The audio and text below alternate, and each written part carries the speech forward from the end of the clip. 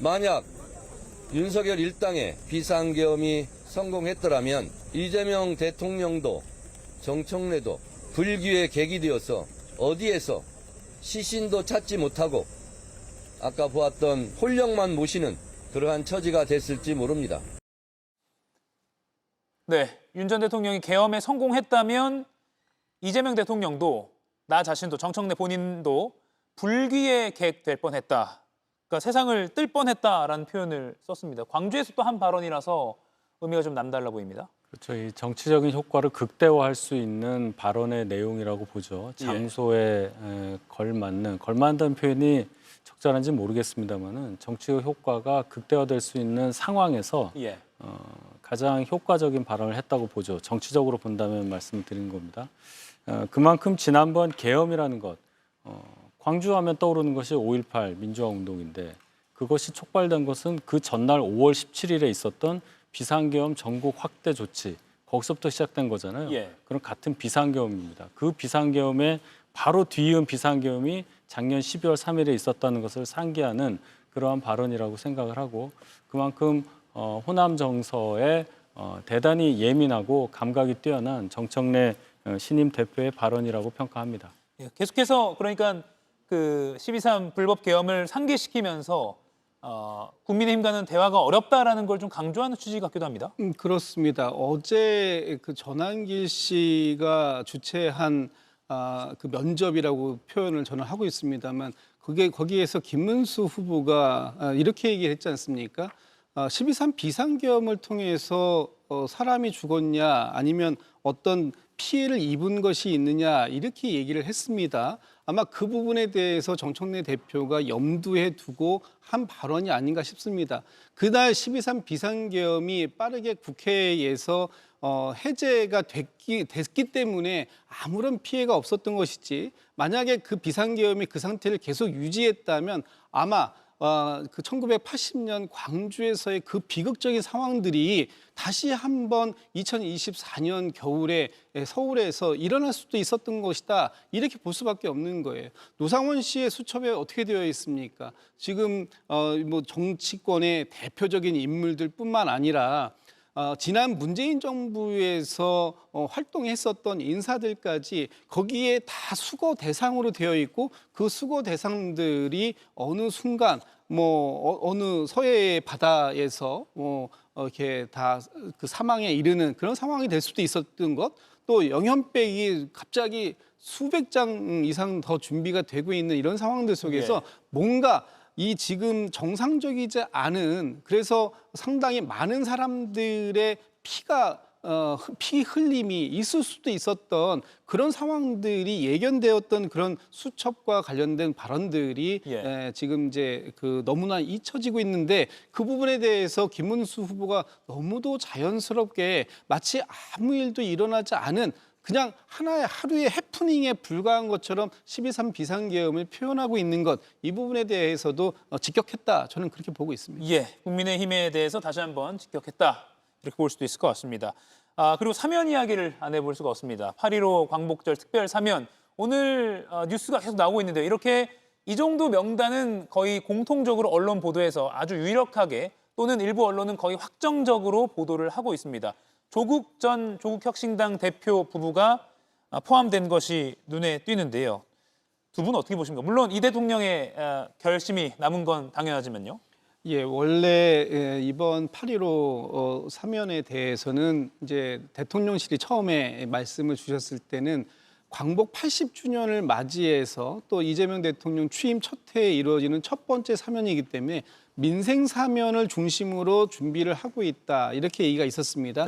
그 이후에 정치인 사면에 대해서 계속적으로 질문이 있었을 때 아직 준비하고 있지 않다, 아직 논의하고 있지 않다라고 했는데 며칠 전에 국민의힘의 송원석 원내대표께서 대통령 비서실장에게 정치인 사면을 건의하는 문자를 보내고 난 이후에 이번 사면에서 정치인 사면도 준비되고 있는 것이구나라는 이제 그 상황들이 있었고요.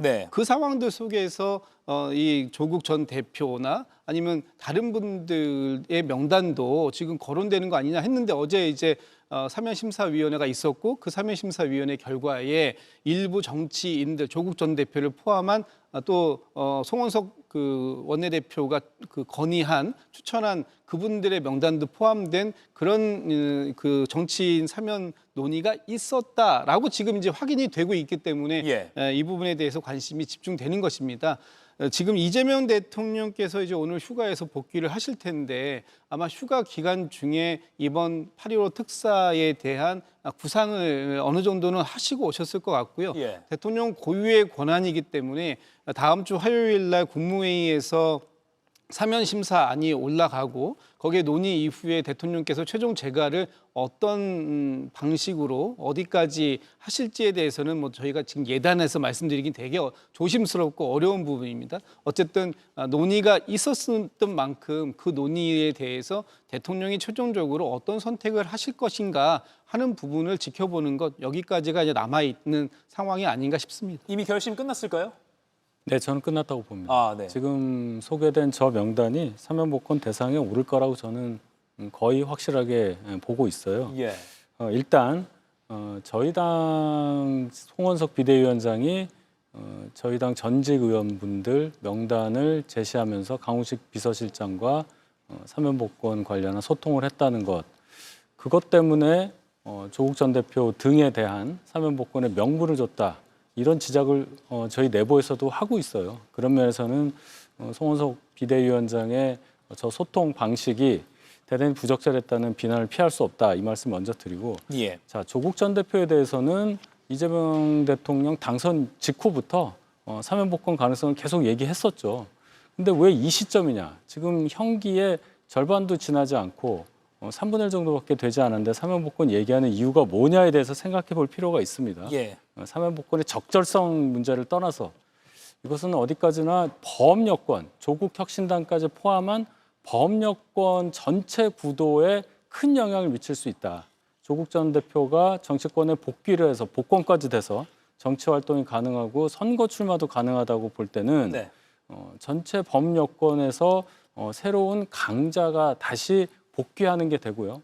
그렇게 되면 직전에 출범한 정청래 당대표, 민주당 대표 입장에서는 굉장히 좀 라이벌 아닌 라이벌을 맡게 되는 상황이 될 거예요. 예. 이재명 대통령 입장에서는 집권한 지 2달도 안 된 상태에서 본인이 밀고 있었던 후보가 40%도 못 넘는 득표율로 졌단 말입니다. 박찬대 의원 말씀이시죠? 그렇죠. 예. 정청래 신임 당대표는 뭐라고 그랬습니까? 강선우의 울타리가 돼주겠다. 이재명 대통령의 발언에 정면으로, 그 뜻에 정면으로 거스르는 발언까지 했어요. 첫날부터. 첫 메시지가 그거였습니다. 자, 그러면 여권이 분화한다고 저는 표현을 하는데 그 분화는 더 가속화될 것이고 어차피 이재명 대통령은 선거 다시 나올 일이 없어요. 국정만 잘하시면 됩니다. 그런 차원에서 정치적인 수를 놓는 것이 아닌가, 여기까지 저는 해석을 해봤습니다. 예, 이제 한 40초 남았는데요. 오늘 화요일이면 이제 국무회의에서 이제 결정이 납니다. 지지율에 타격이 없을까요? 저는 뭐 큰 변화는 지지율의 변화는 없을 거라고 봅니다. 예. 지금 국정 운영에서 대통령께서 필요하다고 또 국민 통합 차원에서 필요하다고 해서 내리는 그런 선택적 결정, 예. 결단 이 부분에 대해서 뭐 국민들께서 지지해 주시지 않을까 싶습니다. 예. 지지율 타격은 불가피해 보이는데 그 폭은 그렇게 커 보이지는 않습니다. 워낙에 이 얘기를 많이 했었기 때문에 이미 내재화된 변수다 이렇게 생각합니다. 예, 알겠습니다.